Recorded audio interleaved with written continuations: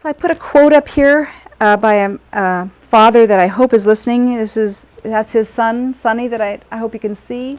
He sent me an email. He said, in watching the effects of talkies on Sonny, this is where we're stimulating the nonverbal code of imagery, it makes me as a parent wonder about the progression. His son, Mike's son, has had extensive work with all kinds of programs to help his son who's on the autistic spectrum. And he wrote me, I image, therefore I am, leading to I process, therefore I am, and to the much hyped, I think, therefore I am. And so I asked Mike if I could put this in this presentation.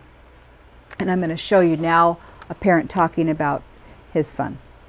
His son, at the time that he's talking about him, you can go ahead and get him on, and then you can pause it, and then we'll be done in a couple slides after this. His son is 14 years old, and he was diagnosed with autism when he was 7.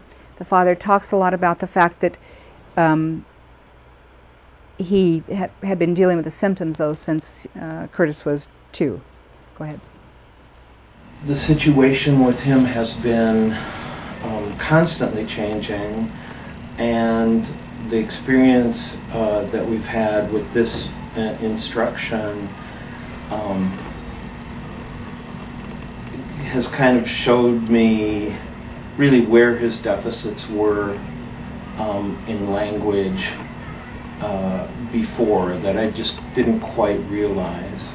But slowly, as he progressed, he started being able to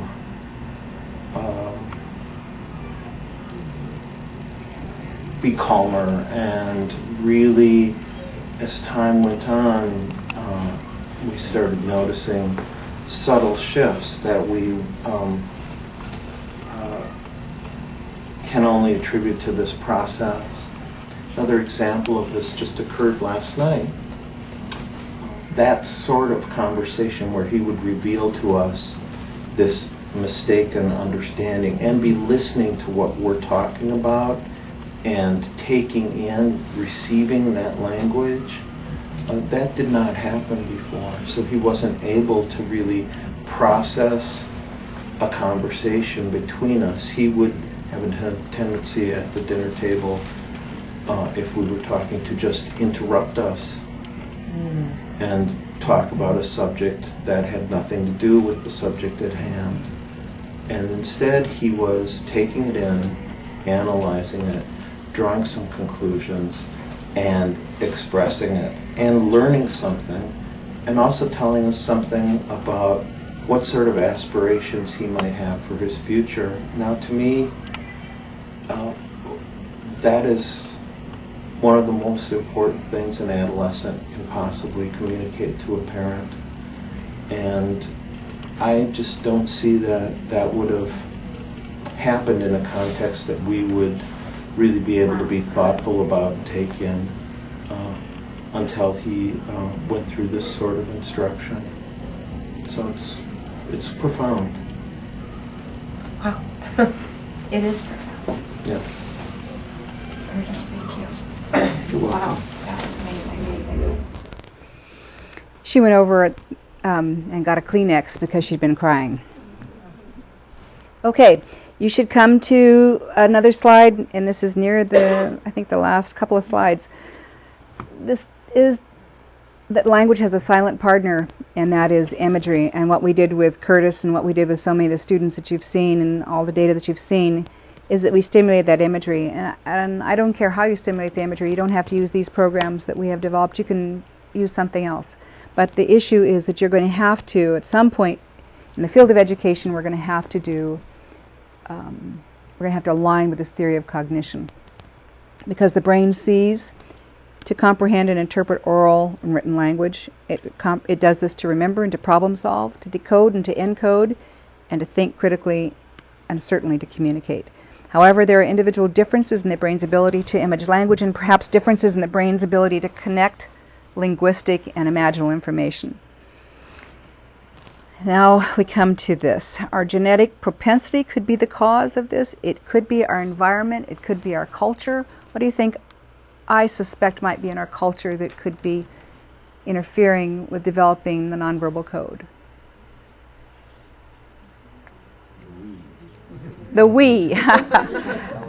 Television. I remember as a child, I listened to old radio shows. And I listened to storybook records. I don't know how many of you did that. But that absolutely stimulates that imaginal creation, the creation of mental representations. And so what I'm saying is that these may all contribute or create a weak imagery-language connection. And certainly Game Boys, it may be doing something with imagery, but it's not developing concept imagery or symbol imagery. But this is one of the most important things that I want to say, that more research is needed in language comprehension. And a human being is a part of the whole called by us the universe. Our task must be to widen our circle of compassion to embrace all living creatures and the whole of nature and its beauty. And so, as we widen the circle of compassion, you and me, not just me, we have a lot to do. First of all, we must ask more questions and seek more answers, because as good as those gains are, I don't think that they're good enough. We can do better than we are doing. I think that there's no question that we must conduct behavioral and neurological research on language comprehension, especially beyond sentence comprehension. Why do you think I say that? You got to keep that spectrum in your mind, that it's parts and wholes, and a sentence may not be a big enough whole to find the problem. We must use that research to improve instruction and language processing skills, and we must create a new international nonprofit organization, which I'm willing to do, and I need some help from all of you.